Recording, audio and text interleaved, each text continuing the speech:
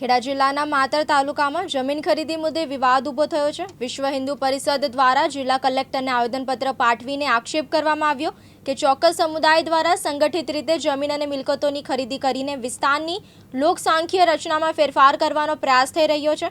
વિશ્વ હિન્દુ પરિષદે આ મુદ્દે તટસ્થ અને પારદર્શક તપાસની માંગ કરી છે। વિશ્વ હિન્દુ પરિષદ ખેડા જિલ્લા એકમ દ્વારા જિલ્લા કલેક્ટરને આવેદનપત્ર આપવામાં આવ્યું અને જણાવાયું કે માતર તાલુકાના કેટલાક ગામોમાં છેલ્લા કેટલાક વર્ષોમાં થયેલા જમીન સોદાઓની વિગતવાર તપાસ થવી જોઈએ।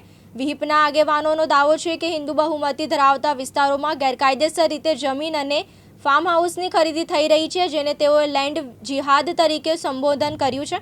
આવેદનપત્રમાં વધુમાં ઉલ્લેખ કરવામાં આવ્યો કે હિન્દુ સોસાયટીઓમાં પણ અન્ય સમુદાયના લોકોનો વસવાટ વધ્યો છે અને કેટલાક સ્થળોએ હિન્દુ તહેવારોની ઉજવણીમાં અવરોધ ઊભા થવાની પણ આક્ષેપો કરવામાં આવ્યા છે।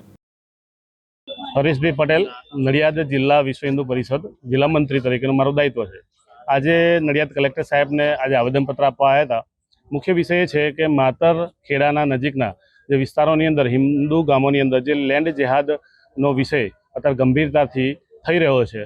અગાઉ બે ગામોની અંદર જે વિષયો સ્પષ્ટ થયા હતા એ વિશે પ્રાંત સાહેબને ખેડા આવેદનપત્ર પણ આપવામાં આવ્યું છે, પણ થોડીક વિશેષ ગંભીરતા લે એટલા માટે પરિષદે નક્કી કર્યું કે સીધું કલેક્ટર સાહેબને આ વાત રજૂઆત કરી અને આવેદનપત્ર આપીએ। માતરને નજીકની અંદર કદમ પ્રોજેક્ટ જે વટવાના એક બિલ્ડર છે જે હિન્દુ છે, હિન્દુ ગામોની અંદર સ્કીમ પાડી અને મુસ્લિમ વસ્તી ત્યાં સ્થાપિત કરવાના જે ષડયંત્રો બહાર પડ્યા છે એ મુખ્ય વિષય છે। માતરની નજીકના જે 10-20 કિલોમીટરની એરિયાની અંદર જેટલા પણ રોડ ઉપર તમે જાઓ તો દરેક જે ફાર્મ છે એ 80% ફાર્મ બધા મુસ્લિમોના છે એવું સ્પષ્ટ જાણકારી છે।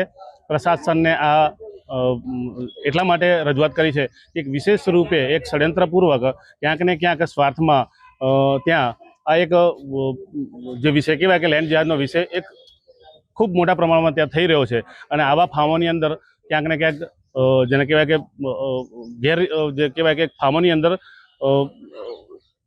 અઘટિત કૃત્યો અને જે કહેવાય કે ફાર્મોની અંદર દર શનિ રવિવારે કંઈક ને કંઈક પાર્ટીઓ થતી હોય છે અને ઘણું બધું અમે ધ્યાન પર લેતા હોઈએ છીએ એવું ધ્યાને આવ્યું છે અને હજુ પણ આની અંદર ઘણા બધા ખુલાસાઓ પણ અમે કરવાના છીએ, જે પ્રશાસનને જાણ કરીએ છીએ કે કાલ ભવિષ્યમાં હિન્દુ સમાજને ઘર્ષણ ઊભું ના થાય એટલા માટે ધ્યાને લઈ અને આગળની કાર્યવાહી સ્પષ્ટ કરે। માતર ધારાસભ્યને આ બાબતે જાણ કરી છે?